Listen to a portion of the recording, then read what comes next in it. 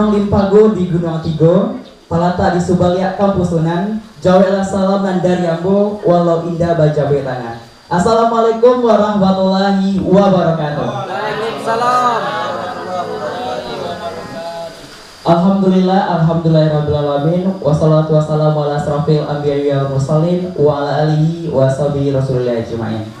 Pertama dan paling utama sekali, marilah kita panjatkan puji serta syukur kita atas kehadiran Allah Subhanahu wa taala yang telah memberikan kita nikmat dan hidayahnya sehingga kita berada di Villa Biru Lubuk Binturun Kota Padang ini. Serta salawat dan salam kita panjatkan juga kepada baginda Nabi besar Muhammad Sallallahu Alaihi Wasallam yang telah membawa umatnya dari alam kegelapan hingga ke alam yang terang benderang yang kita rasakan pada hari ini. Nah, selamat datang untuk Bapak dan Ibu semua, dan kita akan mulai dengan membacakan basmalah. Bismillahirrahmanirrahim. Oke, sebelum kita lanjut ke acara selanjutnya, marilah kita dengarkan terlebih dahulu pembacaan ayat suci Al-Quran oleh adik kita Afia dan Akifa. Kepada Afia dan Akifa kami persilakan.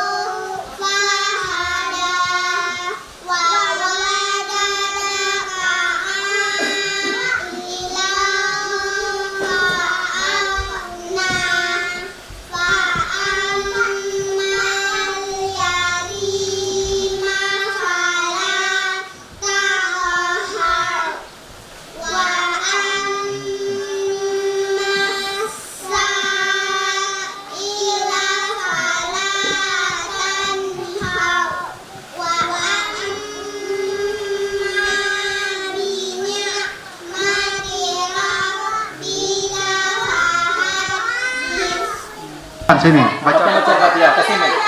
Bismillahirrahmanirrahim. Baca lagi. Cepat. Tanya pemalu. Pemalu itu sih kamu. Baca Fatihah.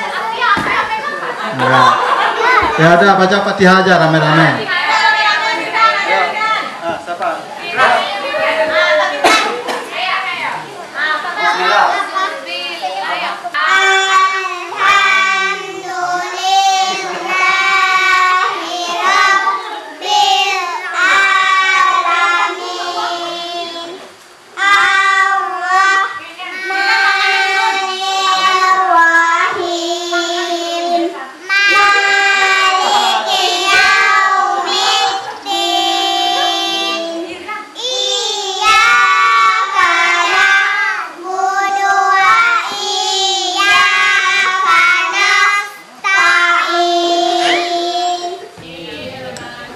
Kata Nabi nanti man ta'allamal Qur'an wa hafizah wastazhara, siapa yang menghafal Quran, mempelajari Al-Quran, maka adkhalahul jannah, dia pasti masuk surga. Wa syaffa'a asyrata min ahli baitihi al aujabat lahumun nar, dan dia diberikan wewenang oleh Allah nanti di akhirat membawa 10 keluarganya yang sudah divonis masuk neraka untuk ke surga. Jadi anak-anak tadi Bapak Ibu, kelak bukan hanya dia yang masuk surga, tapi 10 keluarganya yang sudah divonis masuk neraka akan dia bawa ke surga. Nih, mudah-mudahan nih Bapak Ibu ya bisa mempertahankan konsistensinya mengajar anak-anak kita yang tadi itu sebetulnya ya sudah, kalau ibarat manci biar nampak ikutnya ya Bapak Ibu. Baiklah Bapak Ibu, jadi fatan enggak ya? Nah, nanti ya setelah ini ya. Baik, kalau nanti sudah berubah pikiran bilang sama Ustadz ya. Nanti Ustadz kasih waktu kalau berubah pikiran. Bismillahirrahmanirrahim. Assalamualaikum warahmatullahi wabarakatuh. Alhamdulillahirabbil alamin. Wassalatu wassalamu ala asyrafil anbiya'i wal mursalin wa ala alihi wa ashabihi ajmain. Bapak, Ibu-ibu, sidang jamaah, keluarga besar Fani Fabiola ya, yang dimuliakan Allah. Segala puji bagi Allah atas segala karunia-Nya. Alhamdulillah pada siang hari ini kita dikumpulkan Allah di tempat yang penuh berkah ini. Kau salat sudah kau anggap sepele, maka apa yang kau anggap penting? Nah, ibu baca-baca judulnya kok gak emosi judul bantu kok. Kok judul emosi. Gak berang. Mungkin pedo kok ada yang berang ya mungkin jadi nyagi judul kau kamu. Kalau salat sudah kau anggap sepele, maka apalagi yang kau anggap penting. Nah, begini Bapak Ibu. Kenapa salat ini menjadi penting? Hadis riwayat At-Tirmizi. Kata Nabi, "Inna awwala ma yuhasabu bihil abdu yaumal qiyamati as-salat." Besok di padang mahsyar kata Nabi, yang pertama menyelamatkan manusia dari huru-hara mahsyar itu adalah salatnya. Begini, Bapak Ibu nanti bisa baca surat Az-Zumar ya, surat Az-Zumar ayat 30 ayat 68. Surat 39 ayat 68 kata Allah, "Summa nufikha fihi ukhra fa izahum qiyamun yanzurun." Kata Allah, kelak ketika ditiup sangkakala kedua. Jadi setelah kiamat nanti Bapak Ibu akan ditiup lagi sangkakala kedua oleh malaikat Israfil. Ketika ditiup sangkakala yang kedua itu kata Allah, semua manusia akan diberdirikan Allah. Semua manusia akan berdiri menunggu perhitungan. Masa kita berdiri menunggu perhitungan itu namanya mahsyar. Tak ada yang tertinggal hingga janin yang keguguran pun itu akan bangkit ya, menunggu saat-saat akan dihitung amal kita. Nabi pernah ditanya berapa lama kita berdiri di padang mahsyar itu berdiri Pak. Tidak duduk seperti sekarang ini, tapi berdiri. Berapa lama kita berdiri? Kata Nabi, yauma yaqumun nasu li rabbil alamin bimiqdari nisfi yaum wa huwa khamsuna alfasana. Kata Nabi, kita akan berdiri di padang mahsyar itu selama 50.000 tahun. Ya kan Bapak Ibu ya, kita akan berdiri di padang mahsyar itu lamanya 50.000 tahun. Itu belum proses Pak, belum dihitung amalnya, belum kita kehisab, belum ditimbang amalnya, belum ke mizan, belum kita melewati sirat atau titian di atas jahanam, belum kita ke surga, belum.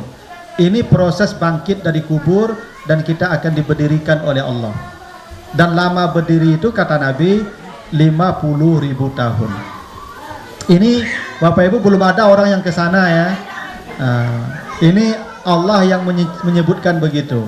Orang yang beriman yang beruntung kata Allah, wa ulaika humul muflihun ya.